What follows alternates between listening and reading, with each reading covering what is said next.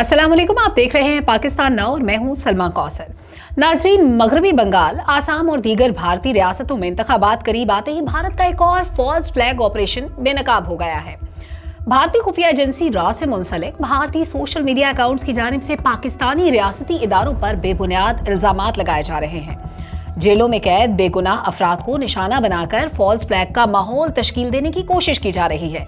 भारतीय वज़रा के पाकिस्तान मुखालिफ बयानात सियासी अज़ाइम के लिए मुनज़्ज़म मनसूबाबंदी हैं। भारतीय रियासत उत्तर प्रदेश के हिंदू इंतहा पसंद वज़ीर आला योगी आदित्यनाथ ने मुसलमानों के खिलाफ फर्जा सराई करते हुए कहा कि उनकी हुकूमत रियासत से मुसलमानों को निकाल देगी। बीजेपी आसाम को मुस्लिम दरअंदाजों से पाक कर सकती है और हर मुस्लिम को निशानदेही करके निकाला जाएगा। वज़ीर आला यूपी ने कहा कि अब उत्तर प्रदेश में कोई सड़कों पर नमाज नहीं पढ़ सकता, ना ही किसी इबादतगाह से बुलंद आवाज की इजाजत होगी। अब देखें, जहां पाकिस्तान मिस्र और तुर्की के साथ मिलकर ईरान और अमेरिका के दरमियान जंगबंदी की कोशिशें कर रहा है, वहीं भारतीय मीडिया पर एक अजीब सी बेचैनी दिखाई देती है। वजह साफ है, भारत कभी नहीं चाहता कि पाकिस्तान खित्ते में एक पीस मेकर के तौर पर उभर कर सामने आए। यहाँ दो नुक्ते बहुत अहम हैं। पहला तो ये कि भारत इस वक्त आलमी बरादरी को ये तासुर देने की कोशिश कर रहा है कि खित्ते में अदम इस्तेहकाम की वजह पाकिस्तान है, जबकि हकीकत ये है कि भारत खुद खलीज ओमान और बहीरा अरब में अपनी बहरी मौजूदगी बढ़ाकर सूरत हाल को इश्तियाल अंगेज बना रहा है।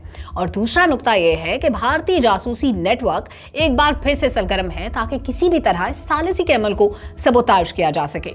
भारत के लिए फॉल्स फ्लैग ऑपरेशन कोई नई बात नहीं है। ये दिल्ली का वो आजमूदा नुस्खा है जो अपनी अंदरूनी सियासी नाकामियों को छुपाने के लिए इस्तेमाल करता है। आइए जरा तारीख के चंद औराक पलटते हैं। सबसे पहले तो पुलवामा और बालाकोट का वाकया आपको याद होगा। 2019 में इलेक्शन जीतने के लिए मोदी सरकार ने अपने ही फौजियों की कुर्बानी दी और फिर पाकिस्तान पर इल्जाम लगाकर मुहिम जोई की कोशिश की, लेकिन नतीजा क्या निकला?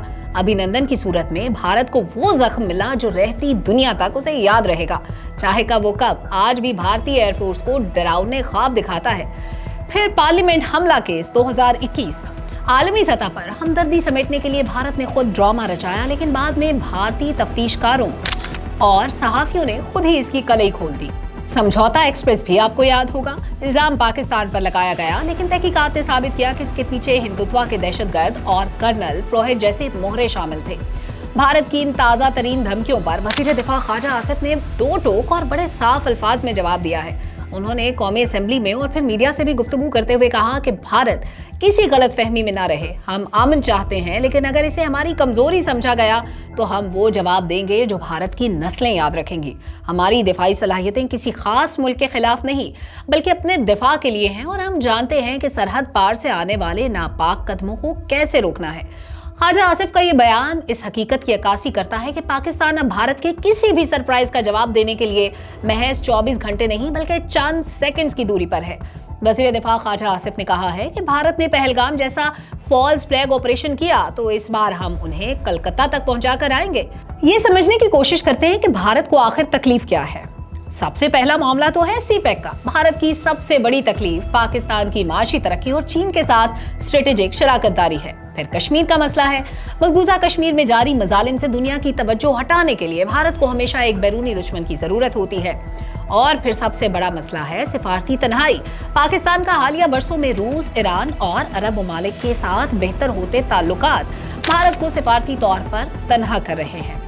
तमाम तर गुफ्तगू का लुबे लुबाब ये है कि भारत जितना चाहे प्रोपेगेंडा कर ले, सच छुप नहीं सकता। पाकिस्तान की मुसल्लह अफवाज और अवाम मुत्तहिद हैं। ख्वाजा आसिफ का जवाब महज एक बयान नहीं बल्कि 24 करोड़ अवाम के दिलों की आवाज है। भारत को चाहिए कि वो अपनी तवानाई अपने मुल्क की गुर्बत और अंदरूनी खलफशार पर खर्च करे, क्योंकि पाकिस्तान के खिलाफ किसी भी मुहिम जोई का अंजाम वही होगा जो माजी में रहा है, यानी जिल्लत और रुसवाई।